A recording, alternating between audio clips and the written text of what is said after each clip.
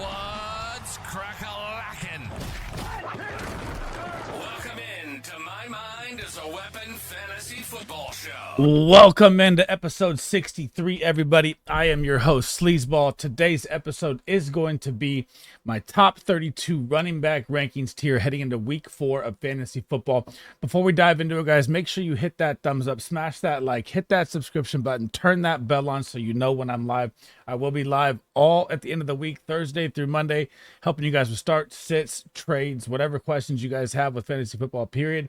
I am here to help you win your weekly matchups and get you that ultimate goal of a championship. And if you guys want to check out my QB rankings video, I just finished that. That is posted as well. And I will try to get all my content out by Thursday. That is my goal as a content creator. And all the support has been amazingly appreciated, guys. I can't thank you enough. And let's get it popping on the running back rankings. Okay, guys, so here is my board. You're going to see the ballers tier at the top, tier 1, tier 2, tier 3, tier 4, tier 5. At the bottom here, you are going to see the injured players and players that have dropped off my board. So Joe Mixon was updated last week that he may miss, 2 or 3 weeks with the injury. Zamir White is just so bad. I've dropped him off the board. It's terrible. I'm so mad. I'm disappointed. I was so high on Zamir White. Hopefully it turns around here for him. Christian McCaffrey seeing a specialist in Germany for his Achilles. We know Isaiah Pacheco is out 5 to 7 weeks with the fibula. Austin Eckler picking up a concussion late in the game last night. NFL protocol, usually you miss about a week for the concussion. Charbonnet, I will swap in with Kenneth Walker in his spot. I'll get to that in the video if he is out this week as well. And then there is Jalen Warren, who had an MRI on his knee, looks good to go. Zeke Elliott, I can't even put him out here anymore. And Gus Edwards, I can't as well. Now, heading into the ballers tier, guys, the number 1 running back and my number 2 overall running back when the season started and everyone gave me shit is Saquon Barkley. I bet you listen now. This man is on a freaking mission, man. Dropping 30 points last week, 74 points, number 1 running back in the NFL. And now you have this week, you get Tampa Bay. And guess what? There's probably no A.J. Brown and Devonta Smith. You can probably chalk up another 20-plus point game here for Saquon Barkley. He looked absolutely electric, hitting 22 miles an hour, turned the burners on that run. And you saw why this guy is so goddamn good at football. Saquonda forever. Number 2 is going to be Breece Hall. The matchup is pure gold here. I know you've seen a 30% timeshare split with Braylon Allen, and he looks good as well. But now you get the Denver Broncos. The Denver Broncos defense before last week, which I think was a blunder, was one of the worst run defenses in the NFL. And they got a great matchup against Tampa. And Rashad White and Bucky, that they struggle to run the ball in Tampa, so it kind of helped the Denver defense out statistically. So they ranked 21st against the run, but before that they were the 30th. So this should be a different battle for them. Should be a good matchup up front for the Jets O-line as well, and this should be a Breece Hall ceiling game. All we've seen is his floor, and his floor looks amazing. The pop-off game should be here this week. Breece Hall should go absolutely nuts this week. I have him as my RB2. Number 3 is going to be Bijan Robinson. Look what Saquon Barkley just did to the New Orleans Saints last week. Bijan Robinson gets the Saints this week at home in Atlanta. This should be his blow-up game. This should be Breece Hall and Bijan game where they both hit their ceiling and they both pop for 20-plus, 30-point. Could be a big game. I'm all in on these 3 running backs this week. These are my smash, absolute DFS, everything plays. The volume's going to be too good. And I love these guys this week. Number 4, I missed on this last week, man. I had Jordan Mason in for a monster game. All signs pointed to it. You got the Rams defense, which is allowing 177 rush yards a game, and for some reason he didn't find the end zone. It became a Jawan Jennings game. Now you get the New England Patriots.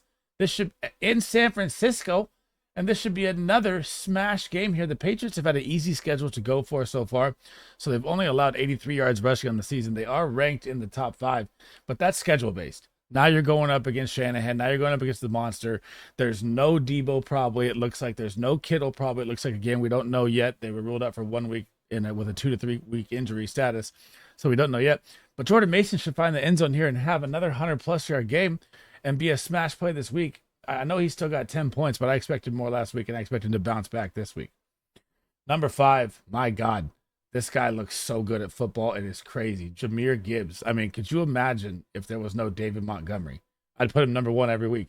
He looks absolutely redunculous at running back, man. He's like shot out of a cannon.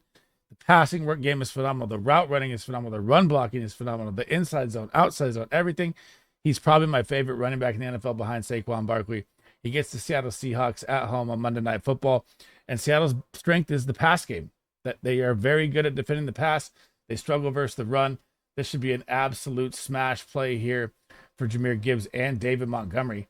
So I'm going to go grab him and throw him in here as well. I have David Montgomery, and check my rankings, ranked at 14, by the way. So you can see it and note at the same time. And these guys are just averaging 15 points a game between the two of them. I mean, all the time. These guys are must starts. The number one offensive line. Jared Goff kind of struggling on the passing side. So I love this play right here. And Seattle has only given up 116 yards a game on the ground, but Seattle's schedule has been absolute cake. They played the Broncos. They played the Patriots. This is going to be an absolute eat game here. Run fast for the Detroit Lions again. Number 6 coming back here is going to be AK-41, Alvin Kamara, the number 2 running back in football with 71 points. I told you he was going to struggle against Philly. He didn't really struggle. He still got 14 points, but Philly's front is nice up front. Now this week, Alvin Kamara is going to be going at Atlanta, and just like the Lions situation, Atlanta's strength is their secondary. This is where their beatable is in the run game, and you know his passing work he always gets is ridiculous. And Alvin Kamara from here on out, with the uses that he is getting, I don't even care if Kendre Miller comes back, is always probably going to be in my ballers tier. Heading out of tier 1, number 7, rumbling, bumbling, King Henry, man.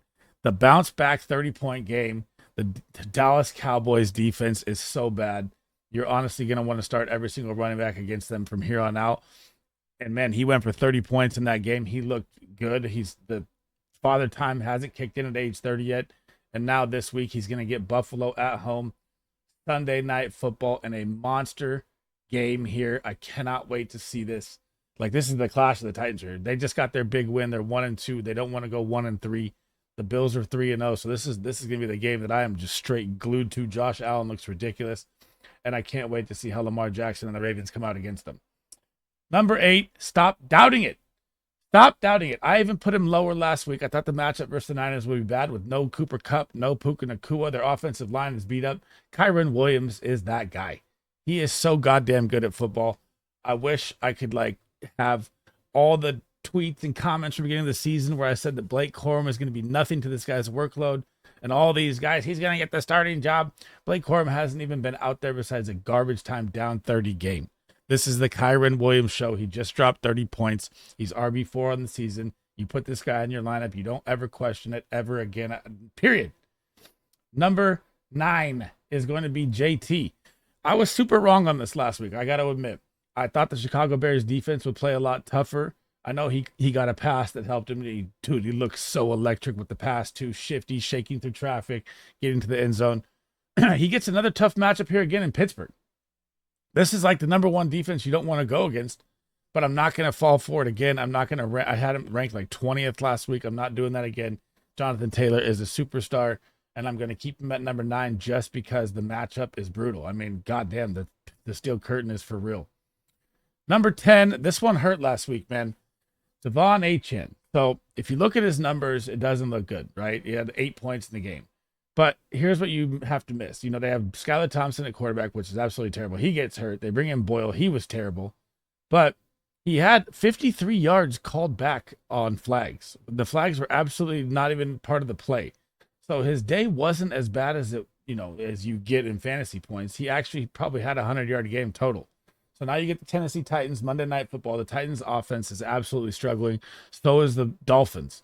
So I expect them to lean on Achane in this game, and they definitely can run against the Titans after last week. I mean, the Titans got absolutely demolished. So I love still putting him in my top 10, even with a backup quarterback, which is risky, but still his volume is going to be too good. Number 11, this is one of my smash plays of the week, James Conner. This is the shootout game. This is the all points game. The Cardinals and the Commanders have no defense. And look what Zach Moss and Chase Brown just did. They just combined for 30 against the Commanders. Now you're going to get James Conner out there. and Trey McBride may be out with a concussion. They're probably going to lean on him a little more. James Conner is in for a 15, 20-point week this week, and I love him in my tier 1 top 12 of running backs. Number 12 is going to be Josh Jacobs. And this is versus Minnesota. They're tough, man. Jordan Mason did run for 100 yards on them. But if they get Jordan Love back, that opens up everything for Josh Jacobs. If Malik Willis is out there, I will say, it looks like Love's going to be back. He tried to fight back to get, to play last week. He practiced a little bit. I'm almost positive he'll be out of here for this division game against Minnesota. Again, nothing official, but this is a 2-1, 3-0 big division game right here. And when you get Love back out there, then they have to worry about the receivers more than when they play against Malik Willis. Should open up more lanes for Josh Jacobs. He should have a big day against Minnesota. Number 13, and man, I love this guy so much, dude. The Cookie Monster. So this matchup just sucks, guys. This is just one of the most brutal matchups you can have right here. He goes against the Baltimore Ravens. He's going to thrive in the passing game. Just like you saw on Monday night last night, he scored a touchdown early against the Jags, and then they kind of ran away with the game. They didn't even use him. That will not happen here in Baltimore, but the problem with Baltimore is they allow 50 rushing yards a game to all positions. That's quarterback, running back, wide receiver screens, everything. They lock down the run. So I'm not thrilled about James Cook rushing ability here, but I do like his pass work a ton in this game. David Montgomery was my 13. We talked about that. Here's another one of my smash plays this week. Brian Robinson Jr. Like I said, gets the Arizona Cardinals. Look what the Lions just did to the Arizona Cardinals last week. They just trampled them with the run game. And now you have Austin Eckler out. Oh my God, Brian Robinson is going to see the full workload. He's going to absolutely feast this week. Smash this guy into your lineup and don't even think about it. Number 15, this is a struggle, man. Travis Etienne. I don't know what's going on with the Jags offense, but I got to at least say this for the Jags. They've had a brutal schedule to start. So now they even get Houston, which is another tough matchup for Etienne on the ground. But this is like a James Cook situation here. I think he's going to thrive in the pass game here because that's why the Houston Texans defense is weak, is the secondary and the linebackers covering the passes out, in the flats to the running backs. They thrive against the D-line. So like James Cook and Etienne, when you're thinking about rush yards, it's going to be really, really low this week versus the defenses they play. Houston defense only allows 97 yards a game. They're number 7 on the season, which is a phenomenal run defense. Man, I got to stop doubting this guy, dude. Aaron Jones. I still think that there's that injury, case with him. He's coming to age 30. He's had 5 MCL sprains on his knee. He's had tons of right injuries, all to one right leg. And when he's healthy, you start this guy. And now you get the revenge game against the Green Bay Packers. Dude, Aaron Jones may go absolutely ballistic this week. But again, he's still going to be one of those guys that's on my sell high kind of list. And it's going to sound crazy to say that, but it is because I just don't trust him to stay healthy with his age and the usage he's getting. But fuck, if he survives, God, he's going to be a lights out running back. He is absolutely balling out. I completely missed on, I didn't really miss. I was more worried about the injury than missing. But right now he's running back 12, just had a 20-point game, gets to go back to Green Bay. It's going to be a wild game for him there. I firmly believe the revenge game is going to be huge for him. Number 18, Najee Harris to end out tier 2 here.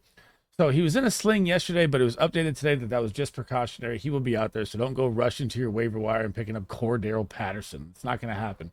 This is a smash play right here for Najee Harris as well. So just remember this, guys. Najee Harris, Brian Robinson, James Conner are my smash running backs for the week. He's going to be out there versus the Indianapolis Colts, who got gashed every single game against the run. Josh Jacobs and the Packers ran 52 attempts down their throat. They can't stop the run. They can't stop the pass. For some reason, the Bears couldn't run against them with all their opportunities, but the Bears offense, I don't know what's going on there. Najee Harris is going to feast. Jaylen Warren had an MRI on his knee. Looks like he's good, like he's going to survive the injury, but I don't think he's going to play this week. So this could be a full boat Najee Harris workload game here. Heading down to tier 3, number 19. This is, again, hinging on him being out there. So Kenneth Walker, they're going to get Miami. I know Miami has a good run defense. I know Miami has a good defense all around, altogether. And you got to think about Miami's defense is allowing 112 rushing yards a game. And they did pretty good last game with Skylar Thompson not getting a first down. So they were out there the whole time. That's why I love this K9 or Sharp play this week on Monday Night Football. Because whatever, say Skylar Thompson or Huntley or whatever the Dolphins do, they're still not going to be able to move the ball like they are with Tua. The opportunities are going to be a lot more for the Seattle run game here. And Miami's pass defense is very good. So I think this is going to be a K9 Sharp feast game again here, but it just kind of, I guess, kind of depends here on how it. They don't play Miami. I'm completely wrong. I messed that up. Let me scratch and come back here. I was looking at the old game. Oops, oops, oops, oops, oops. Hang on. Mistake in the video. They played Miami last week. They played Detroit. Okay. So they get the Lions. That was my fault, guys. My bad. Now the Lions, that's going to be a tougher run defense to go up against. I'm still going to keep him at 19 because I love Kenneth Walker. He looked so good in week 1 before the injury. He looked explosive. But the Detroit Lions run D is pretty lethal, man. They allow 76 yards a game, but they do give out more screen passes to the running back. He could see a lot of work there again. But if he's out again, I would replace Charbonnet right at 19. And again, my fault there, guys. I was looking at the week 3 numbers right there. Number 20, and this one's interesting right here. So Carson Steele got the work, man. I told you guys the waiver wire pickup would be him. It wouldn't be P. Ryan. Don't get out of your mind. They say Kareem Hunt may be back. This is going to be his job. Kareem Hunt's 29 years old. He looked sluggish behind the top offensive line last year in Cleveland. He just struggles. And now you're going to get the Chargers, and the Chargers may have Easton Stick. So like I was just saying with the Kenneth Walker where I kind of messed the games up, is if they get the Chargers with Easton Stick, how many first downs and touchdowns are the Chargers really going to get with Easton Stick, right? Not a lot. So your opportunity of volume here is probably 20, 25 plus touches here for Carson Steele. And he probably could find the end zone, even though the Chargers defense is very good. Like they allowed 91 rush yards. They had a top defense going in last week, number 1 defense in the NFL in total yards. But now they have no quarterback. So that just puts more pressure on the defense, and they're going to be out there longer. And I think Carson Steele is going to have a big game here. Heading to number 21. Big night last night for Zach Moss. But again, every running back eats against the Commanders, man. He gets another great matchup here. He gets the Carolina Panthers. Although the Raiders didn't do much, Zach Moss still punched one in. But you got to think that the Bengals offense is a little better than the Raiders offense. So I love Zach Moss. I'm going to not say a smash start, but I like him a lot DFS-wise, especially this week, for he's probably cheaper than most. And he has a very, very good matchup against the Carolina Panthers. And it's a revenge game for Andy Dalton. So, I mean, is he come out and ball again, or do we get a little different look and they don't move the ball as much and the Bengals get more opportunity? This is like a do-or-die game for the Bengals, too. They cannot go 0-4 here. So I expect Zach Moss to have a big day here as well. I have him ranked at 21. Number 22, man, he impressed me last week. I definitely missed on this. I had Devin Singletary on a sit-em versus the Cleveland Browns. But if you look at the game, man, he had like 12 carries for like 15 yards until he broke the 50-yarder on a busted play. So it really wasn't like he balled out. He did a lot of work in the passing game as well there. It looked good. But the Cleveland run D had him locked up till the end, but he still popped at the end. So you got to take the good with the bad. But now you get the Dallas Cowboys. And I should be ranking him higher than, like, say, a Travis Etienne, because the Cowboys just get gashed by the run. Henry just crushed them. They get crushed every week. But I just don't trust the Giants. I know Danny Dimes had 2 back-to-back 20-point games. I know Neighbors is popping off. It's still just risky for me. I just don't trust him still. I mean, they got to show more consistency, but the matchup is great, and I'm fine with you starting Devin Singletary. And obviously, if you play fantasy and you got 17 points from a guy, you're going to want to ride the next week as well anyways. Now, number 23 here, this guy's fighting for his job. Rachaad White.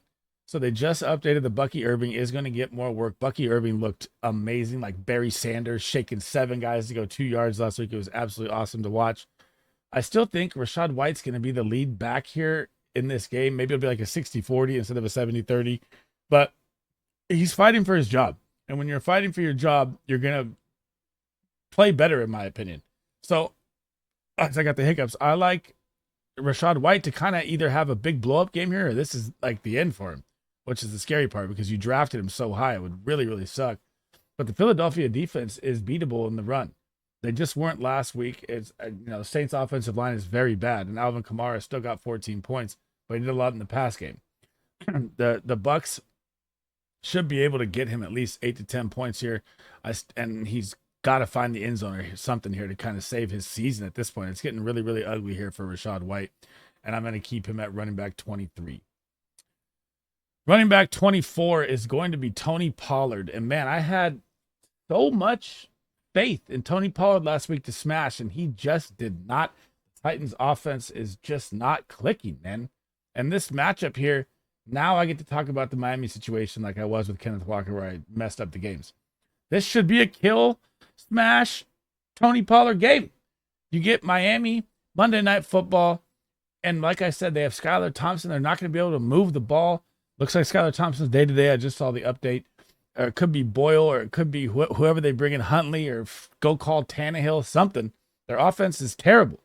So this should be where Tony Pollard gets to see multiple opportunities in a 20-carry game and has a big game. But he should have done that last week too.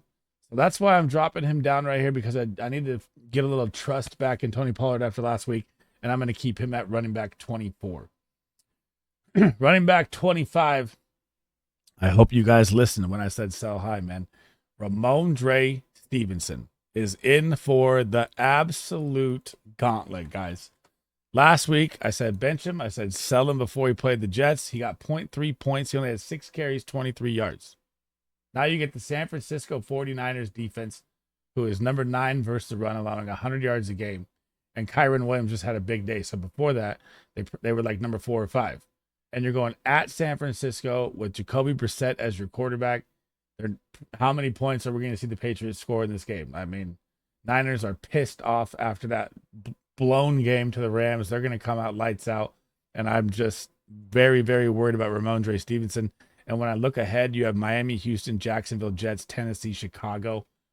You should have sold when I said, man, on Ramondre Stevenson. His schedule coming ahead is just absolutely brutal.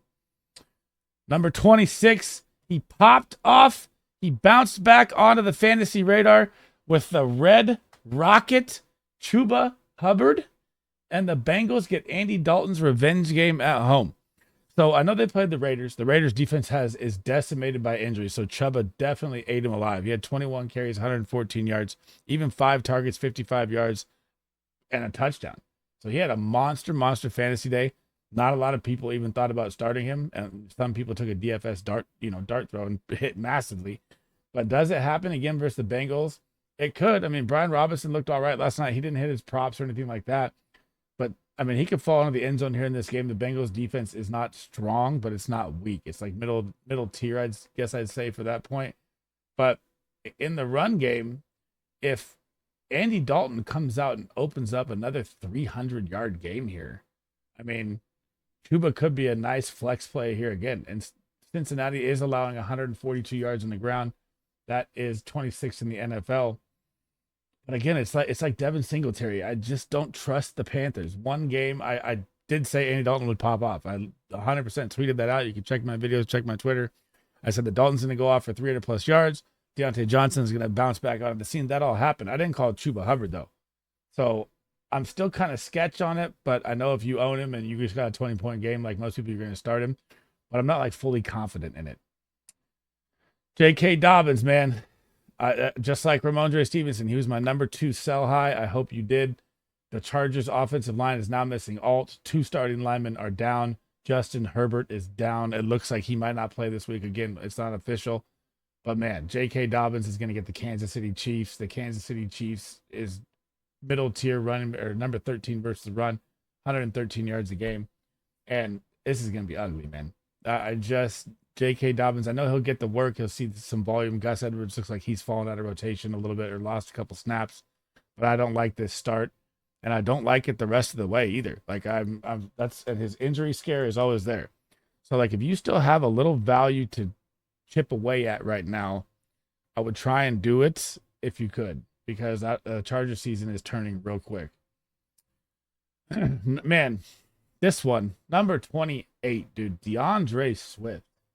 This guy is just, I don't know, just terrible at football right now, or what's going on? I had him as a smash bounce back player last week versus the Indianapolis Colts defense, which is number 31, allowing 179 rush yards a game. And DeAndre Swift goes out there and takes 13 carries for 20 yards at a 1.3 yard per carry average. And I'm just like, what happened? And now his snaps since week 1, 70%, 60%, 50%, dropping drastically. You saw Roshan Johnson get more involved. Man, I was on a buy low on DeAndre Swift for a bounce back game. This looks rough. His schedule looks gold. Like you get Rams, Carolina, Jacksonville, Washington, Arizona are his next five. This should be a DeAndre Swift light him up 5 game stretch, but he's just not doing it. I'm gonna like hold faith that he does. But man, it's looking real ugly in Chicago Bears offense right now.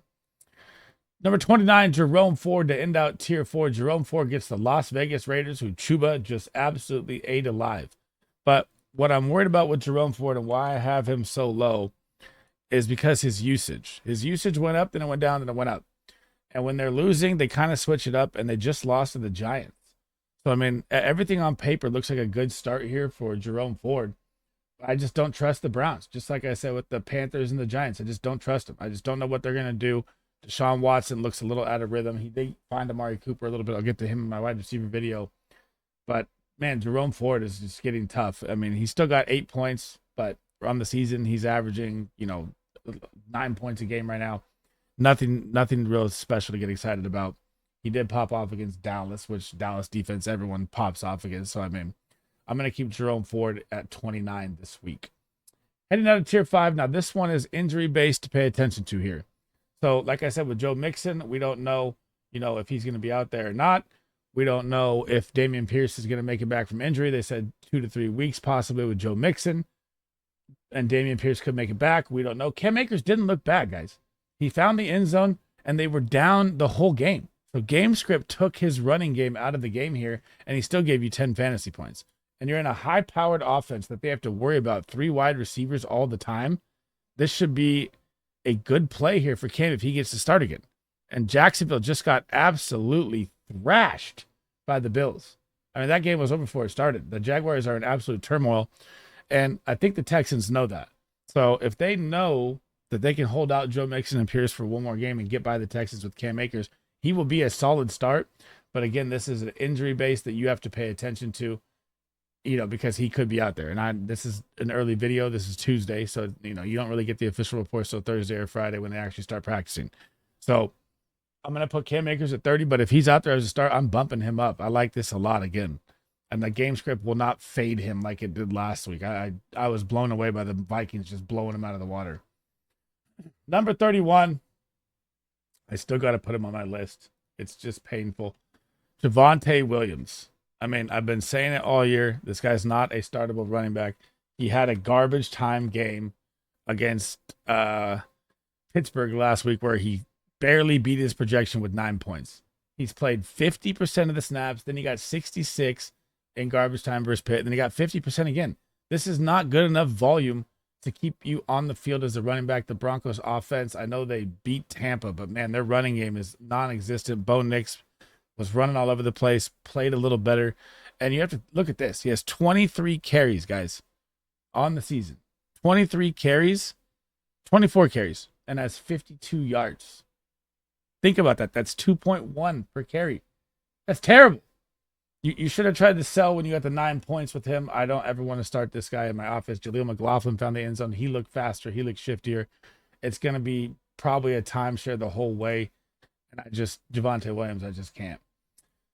Number 32, this one's injury-based as well. Raheem Mostert, if he comes back on Monday night, you could see the plug-and-play. You kind of got a little Jalen Wright. You got a little Jeff Wilson there.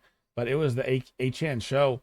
And if you can get, Mostert back out there versus Tennessee, he could fall into the end zone versus Tennessee Titans. It's not a bad start. But again, his injury report, we don't know yet. So again, pay attention to Joe Mixon and Dameon Pierce with Cam Akers down here at the bottom, and make sure you're paying attention to Raheem Mostert for his injury status coming into the week. But if he's out there, I'm okay with a dart throw, low RB3 play with him. Nothing wrong with that. He's 21 touchdowns last year. He can find the end zone. That is the end of episode 63, everybody. My running back rankings tiers, top 32, with a couple injury updates in there you need to pay attention to. Before we get out of here, guys, make sure you smash that like, smash that subscription, turn that bell on so you know when I'm live. I will be live all weekend helping with starts, sits, shows with different content creators, We will be live before every game, going over props, stuff like that as well. And if you guys can't make the lives and you have any questions, comments you want to ask, always drop them in the comments below. If you have trades, starts, whatever lineup questions you want, I'm here to answer everything to help you guys win your weekly matchup and get you that ultimate goal of the championship. And my next video will be my wide receiver tier rankings, top 32 as well. And if you want to check out my quarterback video before that one is out as well, guys. And I'm going to be pumping out content here to try to get it all out to you before this Thursday, before kickoff. That is my goal. So I'll catch you guys in the next video, man. SleezBall out.